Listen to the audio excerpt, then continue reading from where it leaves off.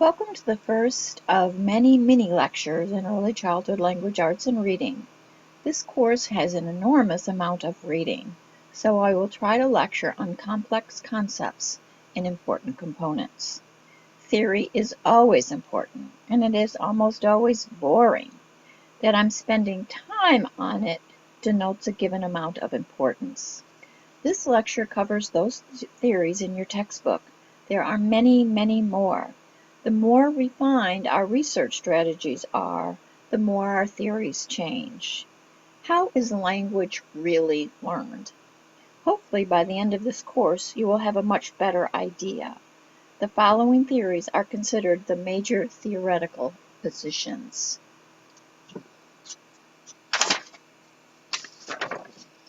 There are many theories of language acquisition. Your first discussion question asks you to create your own. How we as parents, caregivers, and teachers believe that children learn language very much influences how we interact with them. These theories are considered the classics. If you've taken general psychology, you're familiar with the SR or stimulus response theory. B.F. Skinner is associated with this theory of learning. If you're a behaviorist, you would believe in rewards and punishment. Getting your mouth washed out with soap was a favorite of my parents when I began to test drive swear words. Those of you who have worked with young children for a while can usually identify children that have grown up in households where they were told to shut up or don't ask stupid questions. This theory would suggest without feedback from an adult, a child would probably never talk.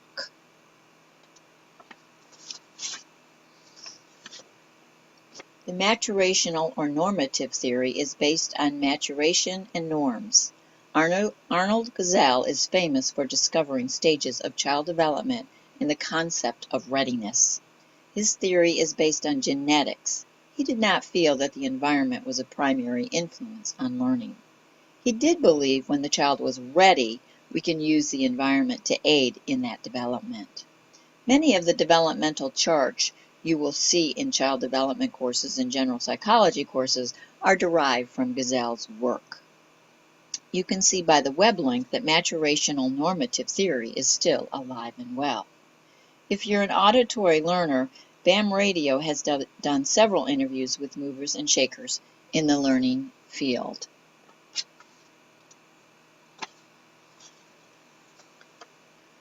The innatist theory states that language acquisition is innate. In other words, we are born with the ability to talk. Noam Chomsky came up with the LAD, language acquisition device. We are born with the ability to learn our native language. That is the language that we are exposed to, which means babies that are exposed to a dual language, which means that grandma only speaks Spanish and dad only speaks English, will be dual language. Research is beginning to show that the earlier children are exposed to a second language, the easier it is and the less likely that it will ever be forgotten. The innatist theory proposes that children do not simply copy language that they hear. When we talk, we constantly interrupt each other. We change our thought mid-sentence. We make slips of the tongue and often use incorrect grammar. Children understand us from infancy on, and they slowly begin to deduce rules. Chomsky refers to this as universal grammar. Children are able to make up sentences that they never heard before. If you work with children, you've probably been surprised what comes out of the young child's mouth. Chomsky also reminds us that language is a remarkable thinking skill.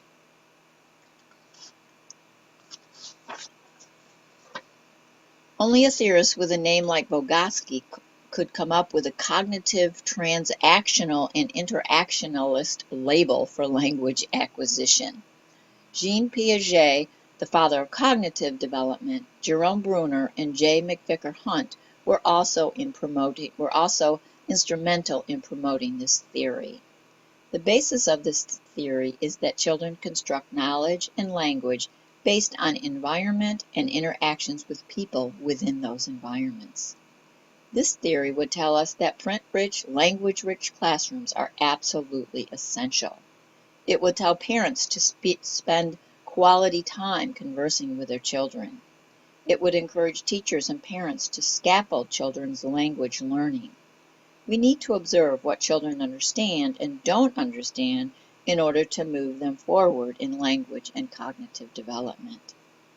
Vygotsky would postulate without language, children do not move forward with cognitive development. It is because of some of his work that we now have speech therapy for 3-year-olds.